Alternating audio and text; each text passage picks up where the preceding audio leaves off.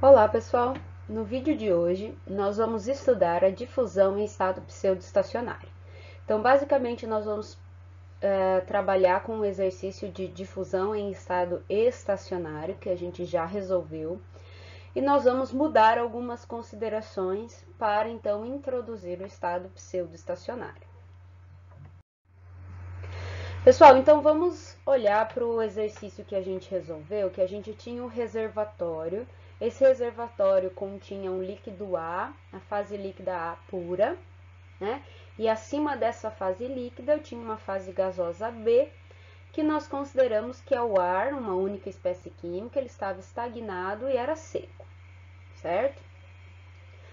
Acima desse reservatório eu tenho uma corrente de ar que arrasta a espécie química que chega aqui em cima para longe desse sistema. Então, o que vai acontecer? A espécie química A líquida, ela vai evaporar, né? E vai se difundir na direção crescente da coordenada Z.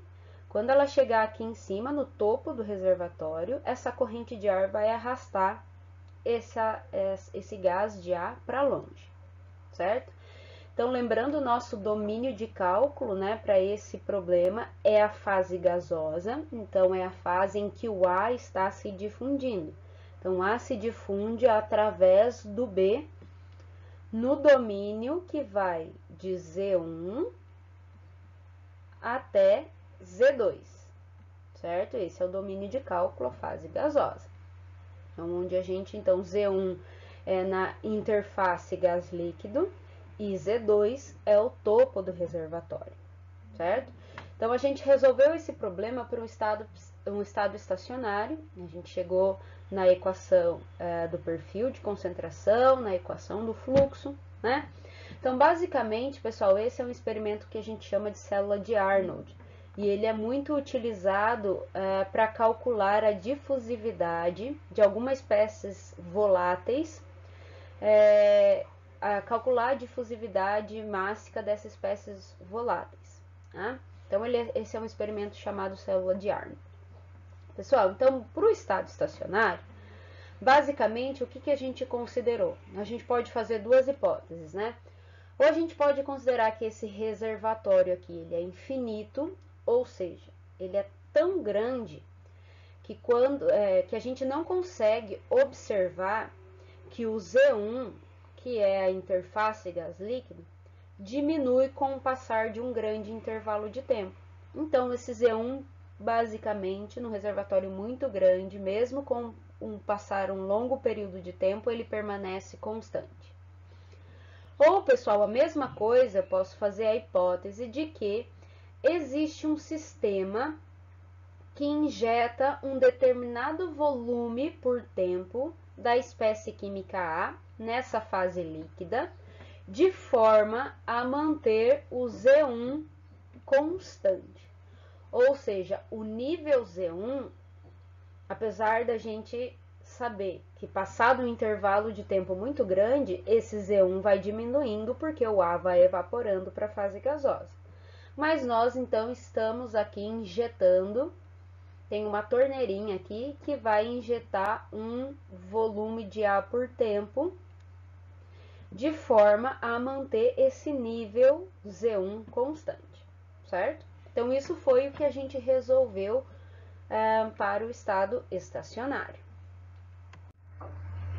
Pessoal, então lembrando lá o que a gente resolveu para o estado estacionário, então nós tínhamos as hipóteses de coordenadas cartesianas, estado estacionário, sem reação química, as paredes impermeáveis, ou seja, o fluxo unidirecional em Z, o B estava estagnado, então, portanto, a velocidade de B é igual a zero, então o fluxo de B era igual a zero, duas espécies químicas, A e B, temperatura e pressão constantes, ou seja, as propriedades físicas são constantes, fazendo com que o DAB seja constante, e a fase gasosa ideal, né?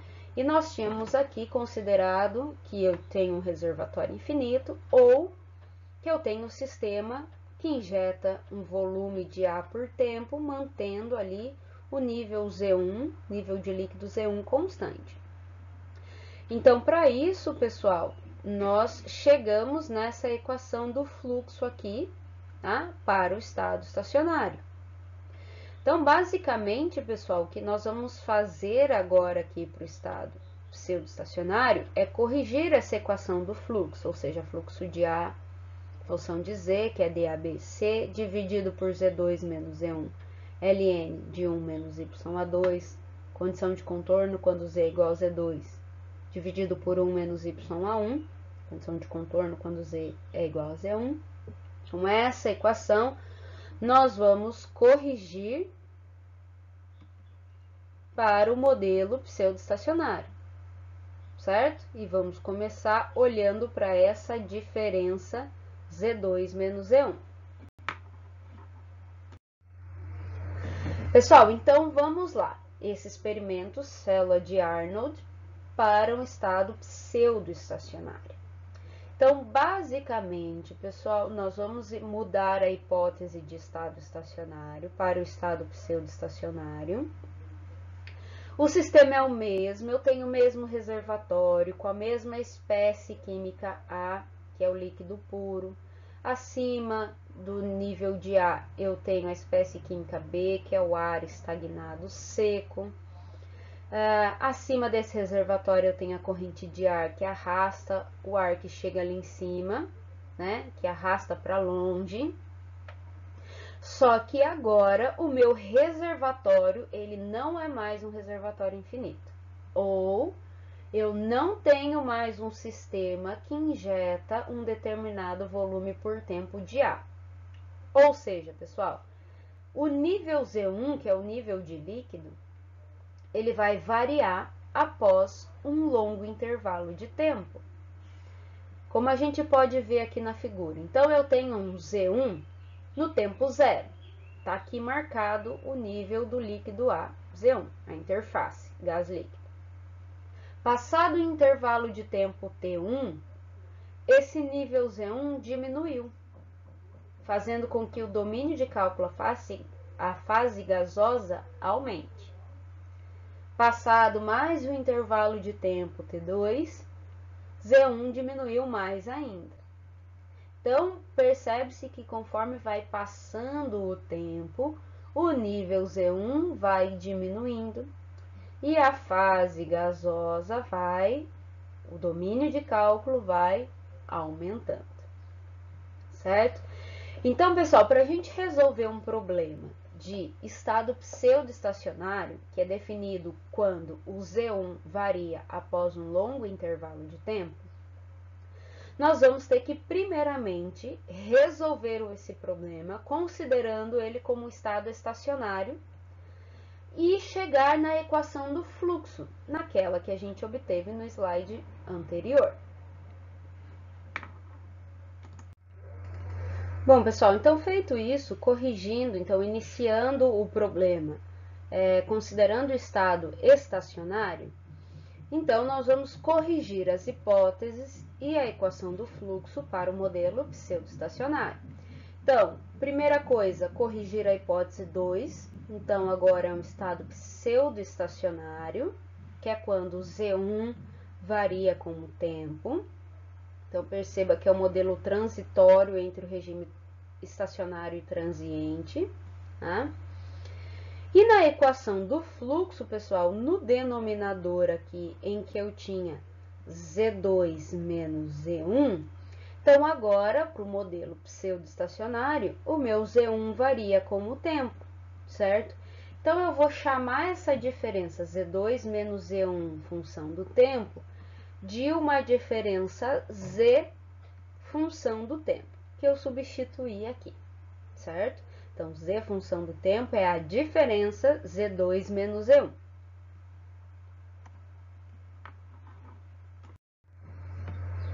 Bom, pessoal, então tá aqui, né? Peguei a correção Z2 menos Z1 e chamei de um Z função do tempo.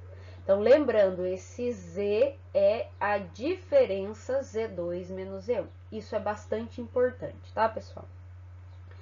Então, se eu fizer a derivada desse Z em função do tempo, então dz dt vai ser igual. Z2 é constante, então a derivada é zero, né? A derivada de Z1, então, vai ser menos a derivada de Z1 com relação ao tempo. Então, é negativa porque Z1 está diminuindo, né, pessoal? Então, a correção que eu vou fazer para essa equação do fluxo, eu posso fazer de duas formas. Ou em função de Z, função do tempo, que é a diferença, ou em função de Z1 com o tempo. Então, eu posso deixar a equação nesse formato aqui do estado estacionário, lembrando que esse Z1 é função do tempo, e propor uma correção menos dZ1 dt. Ou eu posso chamar esse Z2 menos Z1 de Z e fazer essa correção em função de Z do tempo. Eu vou fazer a correção, então, considerando esse dz função do tempo. Então, eu vou substituir Z2 por Z1 por Z, que é a diferença, certo? Bom, pessoal, então, para a gente iniciar a nossa equação da correção para o modelo pseudo-estacionário, então, primeira coisa, vamos fazer uma análise dimensional do fluxo total de A em função de, na direção Z. Pessoal, então, lembrando, o fluxo de qualquer coisa é essa qualquer coisa por área por tempo. Então, fluxo molar de A vai ser mol de A por área por tempo. Então, a nossa correção do fluxo vai partir dessa análise dimensional. Pessoal, então agora, se eu tenho o Z1 variando como tempo, a diferença Z também varia como tempo, e, portanto, o fluxo de A varia como tempo, certo? Com um longo período de tempo. Então, perceba, pessoal, que não é um estado transiente, tá? Em que eu estou dizendo que a concentração de A varia com o tempo. É um modelo intermediário entre o estado estacionário e o estado transiente, tá? Porque o Z1 vai variar com o tempo e após um longo período de tempo. Então, é um modelo transitório entre o regime estacionário e o regime transiente. Bom, então vamos lá. O fluxo de A molar na direção Z em função do tempo, nós dissemos que é mol de A por área por tempo. Então, eu posso escrever 1 dividido pela área vezes a variação, então a derivada do fluxo de A pelo tempo. Então, dNA dt. Pessoal, número de mols de A, para eu abrir esse número de mols de A, é a mesma coisa que eu dividir a massa de A pela massa molar de A. Então, é isso que eu fiz aqui na próxima etapa. Agora, percebam que eu tirei a massa molar de A de dentro da derivada. Porque a massa molar de A é constante, né, pessoal? Massa molar não varia, massa molar é constante. Então, eu tirei ela de dentro da derivada, ficou 1 sobre a área vezes a massa molar de A, dMA dt.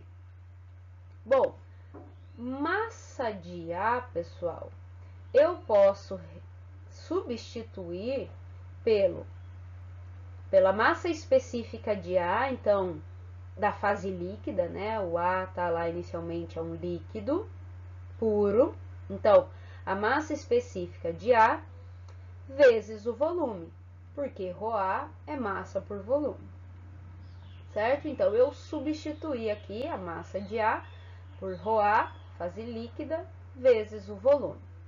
Pessoal, ρA, se as propriedades físicas são constantes, o ρA também, a massa específica de A também é constante, né? Então, eu posso tirar de dentro da derivada. Foi isso que eu fiz. Aqui tirei da derivada e abri o volume. Pessoal, então, o volume desse sistema que a gente está resolvendo, cartesiano, ele vai ser a área perpendicular ao fluxo, certo? Vezes a altura z, certo? Pegando todas as dimensões. A área, então, vai ser a multiplicação das outras dimensões. Então, eu substituí aqui o volume, tirei o ρ, né? Substituí o volume por área vezes z. Pessoal, a área perpendicular ao fluxo, então, eu tenho o meu reservatório, a minha fase A aqui, e o meu fluxo de A, na direção Z está nesta direção. Então, esta área aqui perpendicular ao fluxo, ela é constante, ela não está variando. O que está variando é essa altura Z. Então, A também eu posso tirar da derivada porque ele é constante. Então, pessoal, olha o que resultou aqui, que o fluxo de A na direção Z, variando com o tempo, vai ser ρA da fase líquida vezes a área, dividido pela área vezes a massa molar dz dt. Área com área eu posso cortar, vai ficar ρA MA dz dt, certo? Então, pessoal, como eu fiz a correção do meu fluxo, deixando ele em função de z por tempo, ou seja, em função da diferença, então eu vou usar esta equação aqui, NaZd vai ser igual a ρA MA dz dt. Agora, se eu deixar em função de Z1, então aquela diferença, aquele denominador, deixar Z2 menos Z1, eu posso usar a equação que o fluxo de A na direção Z vai ser igual a menos ρA MA dz1 dt, né? Porque dz dt é igual a menos dz1 dt. Então, eu posso trabalhar dessas duas formas. Eu vou usar a equação aqui que eu sinalizei em vermelho. Então, pessoal, fluxo, esse fluxo que eu acabei de definir, essa primeira equação do fluxo, então, prestem muita atenção que essa definição aqui, essa dedução, vocês terão que fazer, porque nada mais é que uma análise dimensional. Bastante simples, tá? Pessoal, então esse fluxo, ele tem que ser igual ao fluxo que a gente acabou de obter, a equação do fluxo que a gente obteve lá para o estado estacionário, certo? Então, por isso, tá aqui a equação que a gente acabou de deduzir, tem que ser igual à equação que a gente obteve lá para o estado estacionário. Então, percebam que eu tenho aqui no denominador z função de t. Então, pessoal, essa igualdade é possível que eu separe as variáveis e então, para ficar correto, né, o estado pseudo-estacionário, eu vou conseguir derivar essa diferença, esse z com relação a z, vou conseguir integrar essa equação para tirar essa derivada, né? Então, eu vou conseguir integrar z com relação a dz e integrar no tempo para tirar esse dt aqui. Então, eu posso separar as variáveis.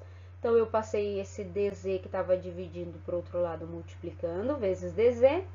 Passei os termos constantes todos para o outro lado. ρA passei dividindo, MA passei multiplicando, que estão aqui. Vezes, então, DAB vezes C. O ln das frações molares vezes dt. Então, esse dt aqui eu passei multiplicando. Então, pessoal, perceba que eu consigo integrar aqui o lado esquerdo da equação com relação a z e o lado direito com relação ao tempo. Percebam, pessoal, que tudo isso aqui, ó, é constante, né, com relação ao tempo. Nada disso está variando com o tempo, nem a fração molar, porque não é um regime transiente, certo? Então, a fração molar não está variando com o tempo, tá? Então, eu posso tirar tudo isso aqui de dentro da integral e integrar apenas o tempo. Então, para definir, pessoal, essas condições de contorno, os meus limites de integração, eu vou definir o que acontece com o z quando eu estou variando o tempo. Vou colocar o meu contorno, né? Pessoal, então vamos colocar aqui quais são as nossas condições para o tempo, certo? Então, eu vou dizer que quando o meu tempo for igual a um tempo final, então terminado o processo, o que vai acontecer? Então, o Z1 ele foi diminuindo com o passar do tempo e atingiu esta posição Z1 no tempo final. Então, quando o tempo for igual ao tempo final, o Z no tempo final vai ser Z2, que é constante, menos Z1 no tempo final. No início do processo, quando o tempo é igual a um T0 ou igual a zero, posso substituir dessa forma também, o meu Z vai ser o Z1 no tempo zero. Então, nessa medida aqui, no tempo zero, certo? Então, Z no tempo zero vai ser a diferença Z2 menos Z1 no tempo zero, ok? Então, para integrar o tempo, eu vou integrar de T0 a T final, e o Z eu vou integrar de Z no tempo zero a Z no tempo final. Então, a integral de Z dz é Z ao quadrado sobre 2. Então, aplicando os limites de integração, vai ser Z ao quadrado no tempo final, menos Z ao quadrado no tempo inicial, dividido por 2. Tudo que é constante aqui, né, pessoal, foi tirado, então, da integral, toda essa parte constante, né, foi tirado da integral. Integral de dt é t. Aplicando os limites de integração, t final menos t inicial, que é o que a gente tem aqui no final, do lado direito da equação. Então, pessoal, esta equação aqui que a gente marcou em laranja é a equação corrigida para o estado pseudoestacionário. Então, percebam que eu falei que essa célula de Arnold, que é o experimento utilizado para calcular a difusividade experimental de fluidos voláteis, de alguns líquidos voláteis, então eu posso isolar o DAB, fazendo experimentalmente a medição da diminuição do Z1 como tempo. Eu vou ter esses dados experimentais até um tempo final, eu vou ter essa diferença da posição, e eu consigo, então, calcular a difusividade mássica desse líquido volátil A no ar, espécie B, a partir de dados experimentais, certo? Pessoal, então, só para a gente entender aqui que é esse Z que eu disse que é a diferença, tá? Então, pessoal, aqui eu tenho o meu eixo crescente, Z. Vamos dizer que Z2 é igual a 10, qualquer unidade de comprimento, tá? Pode ser centímetros, enfim. O meu Z1 no tempo zero é 5 unidades de comprimento, tá? E eu fui medindo a variação de Z1 com o tempo até no tempo final, passado 4 horas de experimento, então um longo intervalo de tempo, eu fui medir o meu Z1, foi 2 unidades de comprimento de medida, certo? Então, percebam, pessoal, conforme eu diminuo aqui, o meu Z1 vai diminuindo, o Z1 diminui o seu valor, né? Porque o eixo Z crescente está aqui. Pessoal, então, com essas condições de Z, qual que vai ser o meu Z no tempo final, o meu Z no tempo inicial? Então, o Z no tempo final vai ser o Z2, que é constante, que é 10, menos o Z1 no tempo final. Z1 no tempo final é 2. Certo? Então, essa diferença vai ser de 8. E o Z no tempo inicial vai ser Z2, que é constante, 10, menos o Z1 no tempo zero. Z1 no tempo zero é 5. Então, essa diferença vai ser igual a 5. Então, aqui no meu lado esquerdo da equação, seria Z ao quadrado, Z no tempo final ao quadrado. Então, seria 8 ao quadrado, menos Z no tempo inicial ao quadrado, 5 ao quadrado, dividido por 2. Ok? Por que que eu digo isso, pessoal? Porque existem várias formas de apresentar essas distâncias Z. E se você inverter, fazer com que o Z no tempo inicial seja maior, a diferença no tempo inicial seja maior que a diferença no tempo final, esse tempo final aqui, por exemplo, vai dar negativo. E não pode, tempo não pode ser negativo. Então, tem que cuidar bem e achar bem certinho qual é essa diferença Z no tempo final e qual é a diferença Z no tempo inicial. Então, na próxima aula, nós vamos resolver este exercício juntos. Então, até o próximo vídeo.